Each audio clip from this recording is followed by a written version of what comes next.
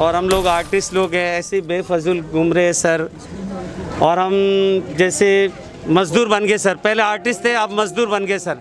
ईंटें उठा रहे हम, मलबा गोल रहे सर, ऐसी स्थिति हो गई। बोरी उठा रहे सर, ओखला फेस 1 में हम बोरी उठा के 20 रुपया बोरी, 30 रुपया बोरी, 5 रुपया बोरी, 3 रुपया बोरी, ऐसे उठा के हम गुजारा कर रहे सर। स्कूल्स बंद हैं कोरोना वायरस के कारण, जो लगाया गया लॉकडाउन था उसके बाद से स्कूल में जो टीचर्स हैं उनके बारे में थोड़ी बहुत चर्चा हो जाती है, जो स्टूडेंट्स हैं उनके बारे में भी चर्चा हो जाती है, फीस को लेकर भी कभी कभार चर्चा हमको देखने को मिल जाती है ऑल्टरनेटिव मीडिया पे।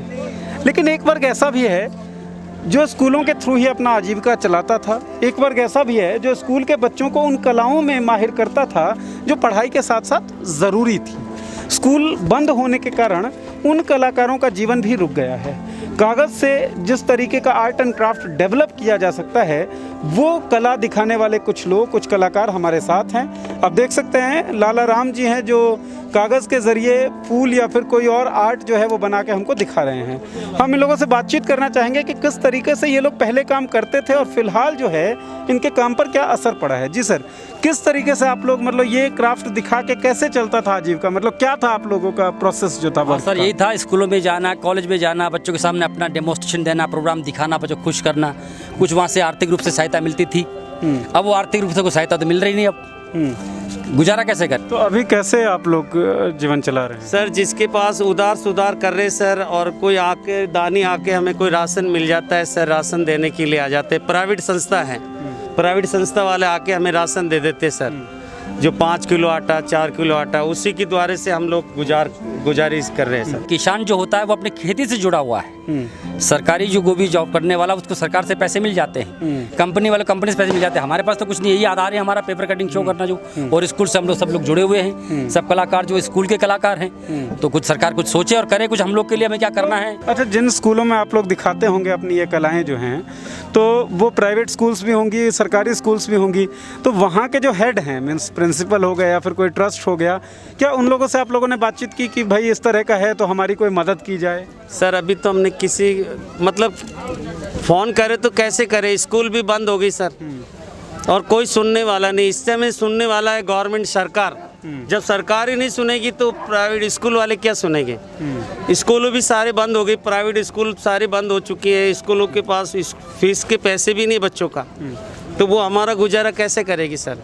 हमारे अन्नदाता है गवर्नमेंट, सरकार है जो हमें कुछ देना, हमें कुछ सर्विस हमें दे सकती है, हमें कुछ जॉब दे सकती है, और हमें कुछ पूर्णवास हमें हमारे को दे सकती है। लेकिन वो सरकार की तरफ से कोई कुछ नहीं है सर, कुछ नहीं आ रहा है। सरकार की तरफ से कोई बात आई नहीं क्या कि इन आर्टिस्ट को हम कोई सहायता दें? नहीं, हमें तो जॉब मिलना चाहिए, हमें नौकरी मिलनी चाहिए। हम लोग कलाकार हैं, अच्छे आर्टिस्ट हैं, हमारे पास डिग्री नहीं, बट कला आर्ट तो है हमारे पास।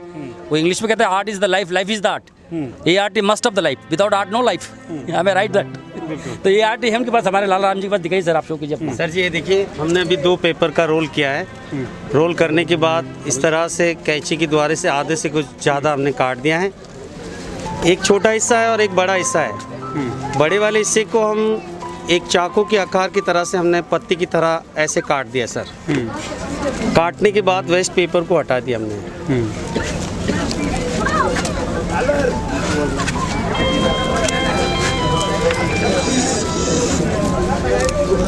तो सर इस तरह से एक कलर पेपर को ऐसे मोड़ दिया है।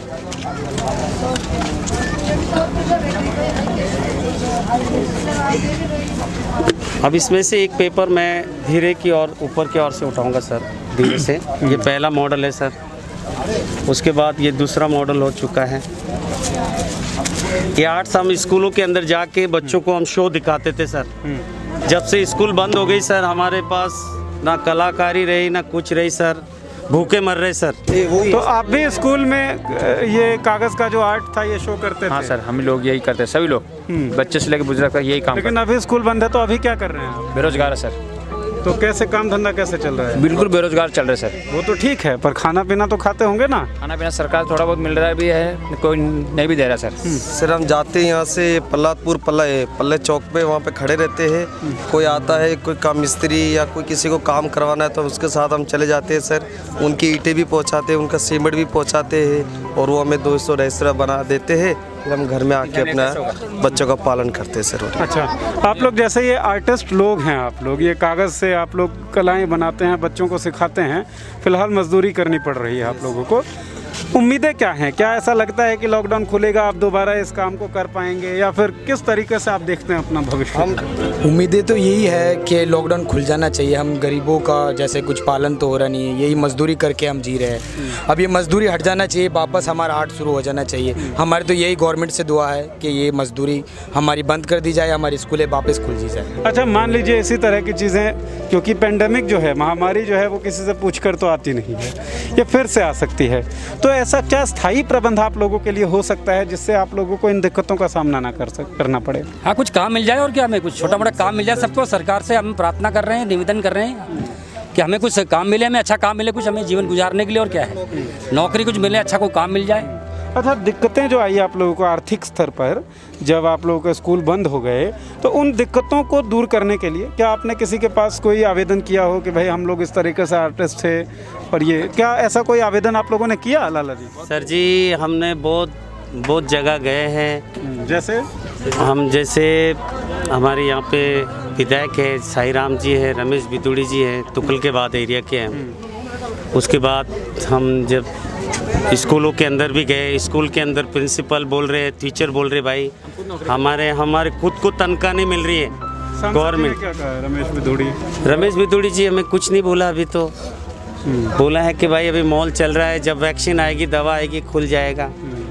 हमें कोई यहाँ से सरकार के थ्रू से हमें कोई सुविधा नहीं है सर। हमारी यहाँ बस्ती देखिए सर, कितनी गली के अंदर हमारी बली देखिए आप। एक बार कैमरा लेके चलिए सर, कैसी स्थिति हो रही है हमारी। इधर आइए सर, आइए सर, थोड़ी हमारी बस्ती देखिए सर। हमारा सीवर भी नहीं है सर। पहले आप बस्ती को देखिए सर, हम कैसे बसा कर रहे हैं सर। देखो, गवर्नमेंट बोल रही है कि एक दूसरे पास नहीं होना चाहिए, गवर्नमेंट बोल रही है कि सैनिटाइजर से हाथ धोना चाहिए। अब इतनी गंदगी है सर, हम क्या करें। लेकिन हमारे ऊपर भगवान की रक्षा है, जो हमें कुछ नहीं प्रॉब्लम नहीं हो रहा सर। नहीं तो लाखों आदमी हॉस्पिटल के अंदर एडमिट है सर। अब ये डेंगू का खतरा आ रहा है सर, हम गरीब आदमी क्या जाएंगे।